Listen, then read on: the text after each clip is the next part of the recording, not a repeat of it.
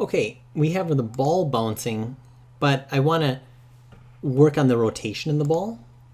So it's kind of tough if I unclick the ball. It's hard to tell if the ball is rotating. So what I'm going to do is I'm going to zoom up on the ball like this, and I'm going to select this face.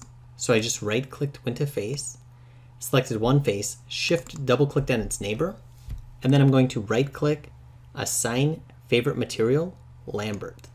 Okay, and now I just kind of put a stripe. I could make it a little bit darker if I want. I put a stripe on the ball. That way we can see the rotation of the ball better. So now if I right click on the ball, go to object mode and click off of it, I can see that stripe. Now when I look at this, it doesn't feel very natural because the ball has no rotation. So what we focused on was just translation. Okay, so if I click on the ball and go to the channel box, technically all we keyed, or all that we care about now, was the translation. The rotation and the scale and the visibility, we didn't really key that, so we don't really care about that right now. So I could right click on this and I could delete selected. So any keyframes that were on there, so when I was pressing S before, I was keying all the channels. But really when I scrub through, we can see that only the channels that mattered were actually just translate Y and translate Z, okay? But now I want to start focusing on the rotation of it. So if I rotate, whoop, you can see that when I rotate now, it's rotating at the bottom of the ball. I want to make sure that my pivot point is at the center of the ball. So I'm going to go to Modify, Center Pivot. Now I can see that the ball rotates from the center. And when I rotate it, I can see that it's rotating only on X. That's all I care about. So if I only wanted to key one channel, I could go like this. I could key that channel by right-clicking and go to Key Selected. Now it's a little bit cleaner. It's not keying everything in the scene, or all these channels, I should say. So I'm going to key it at 0 there.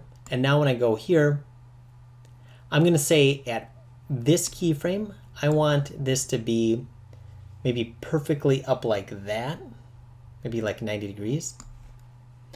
I'm going to right-click, Key Selected. And when it's dark red, that means that that was keyed. And now we can start to see here, there's some rotation on the ball.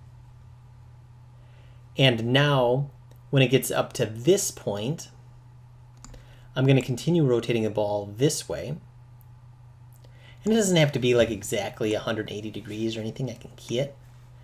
So now, there we go. Now I can start to see some rotation on the ball. And you guessed it, I'm going to continue that process. I'm going to keep rotating the ball. There we go. Right click, Key Selected. And then I can use these buttons down here to jump to the next keyframes. But maybe, maybe I don't want to, because maybe I want to scrub through and make sure that I'm kind of following how I want that rotation to be. Right click, Key Selected. And then here, so I'm just kind of doing a half, kind of a 90-degree turn every bounce. Key Selected.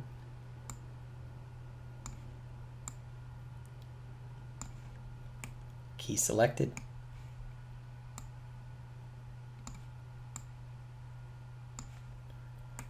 Key Selected. And then now here it's just kind of a little roll, so I'll just kind of do a little bit like that. All right, let's see what we got. I'm going to click off it so we can see it better. Hey, nice. That looks a lot better. So I feel like just in a little bit of, just kind of a little bit of fiddling with it, I think that this is coming along really, really nice. So we looked at the graph editor, and then we looked at originally just pressing S to set keyframe, keyed all the channels. But now I'm keying only the channels that we need. And when I scrub through, I can see that there's only those 3 channels that are moving. So technically, I don't even need a keyframe on Translate X. So I could break, delete selected there. So now I still have all the movement that I want and only the channels that I want. Okay, great. Now, just so you understand this as well, if I press perspective, this ball, if I look at this, the green is Y, that's up and down. The red is forward and back, that's X. The blue is left and right, that's Z. So I feel like if we think about the ball bouncing, okay, so it's bouncing, looks like this way. Okay, because it's bouncing that way, really the most important are the up and down, in this case Y, and I can see that my compass color coded down here. That's why I translate Y is moving. Z is forward and back in this case, and that's obviously important because that's determining how far it's moving forward or back. So that's Z. The red one, X, that would be sideways this way or that way. And I can see that it stays in a path. So there is no reason to have X keyed at all. That's why I don't have a keyframe on that.